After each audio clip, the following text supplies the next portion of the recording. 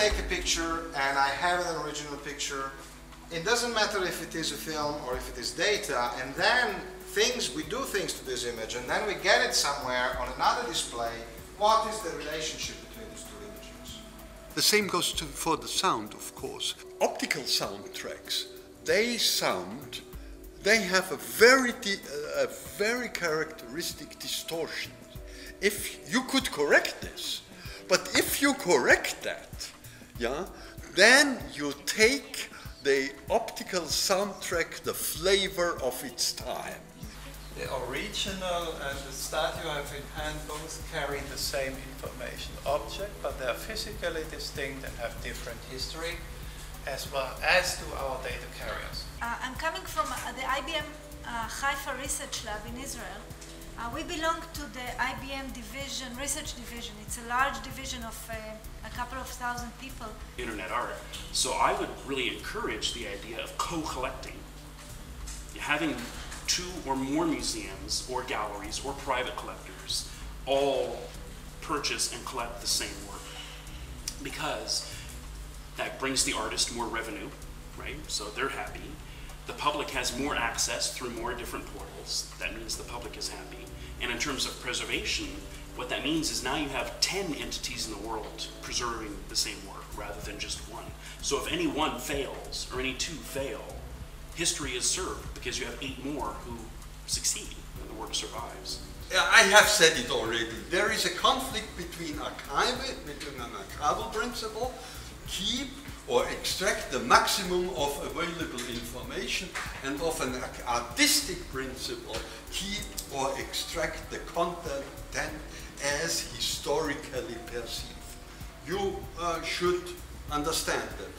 If you go to the 16th chapter, to the Sixtina, to a fresco in the Sixtina, and you have to clean these frescoes from the smoke of the candles of 400 years, you are in a trouble, because you can do it in many ways and it would look differently according to what cleaning method you apply, and you will be blamed always by somebody, and you can't do it twice.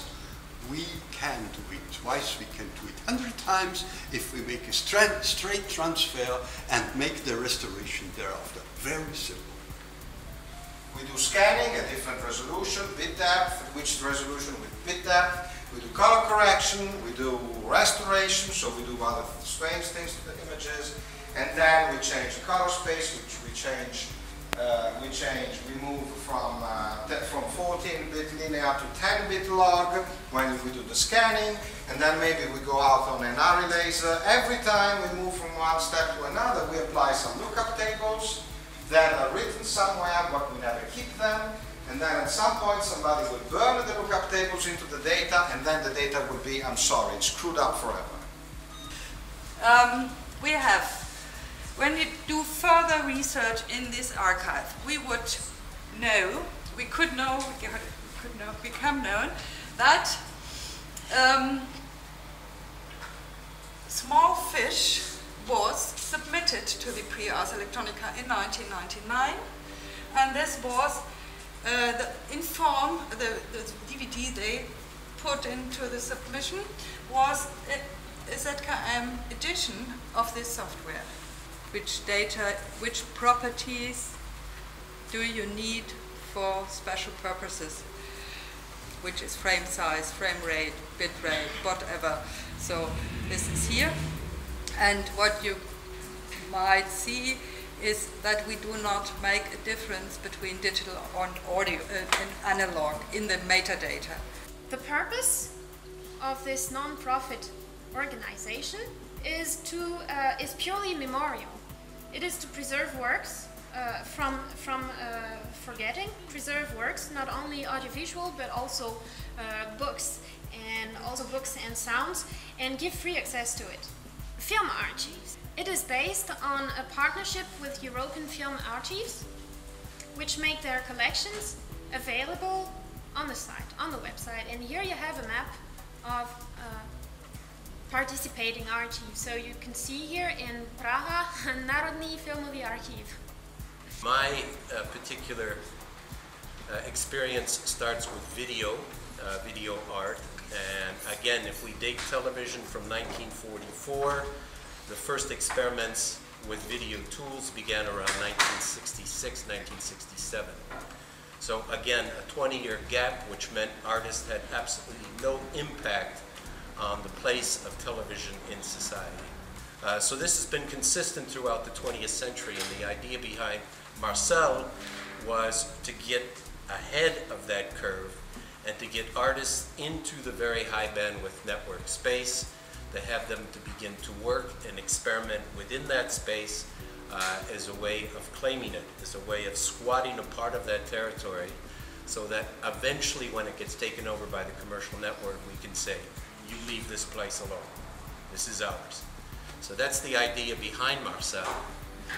And when I talk about that network space, I'm not talking about internet or the web, I'm talking about very, very high bandwidth network space. And social memory, you know, it's a whole discipline unto itself, actually. I didn't make up the term or anything like that.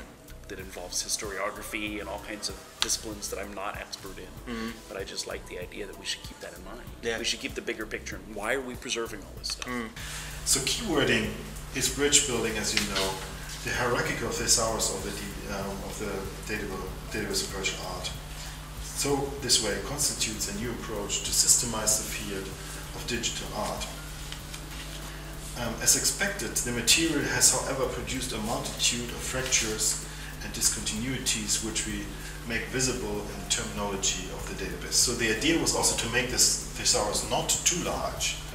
So we limited that on 350 keywords. The Guggenheim in New York was a great early starter. They started this whole project to preserve and collect this work, and then 8 years later they just abandoned it. And still they've kind of abandoned it, you know. The only answer there is that, from my perspective, the reason I remain in a museum trying to work on these problems, although it's very slow and frustrating sometimes, is because I have friends who work outside. They work for Rhizome or small arts galleries, and they can do anything they want. You know, they can do it fast because they're small and cheap. But on the other hand, they have no resources to bring to the problem. So they can do anything they want, but nobody listens. And, you know, they can only do it once because they have no money. So I think the BBC, because we have so many staff, are somewhere in that kind of business also. If we end up having several thousand program makers producing new audio-video files every day and putting them into temporary digital library systems, and eventually they get final edited and go into more permanent digital library systems, we will also be dealing in, I can easily see us dealing in 10 to 100,000 files a day somewhere in the BBC going into some kind of a system. This is an identification tool from the UK National Archive, and you can get all the information that you want on their website. It works with a registry of file types called Pronoun, and I did a search on MPEG, and I found MPEG 1 and I found MPEG 2. Cette lumière absolue.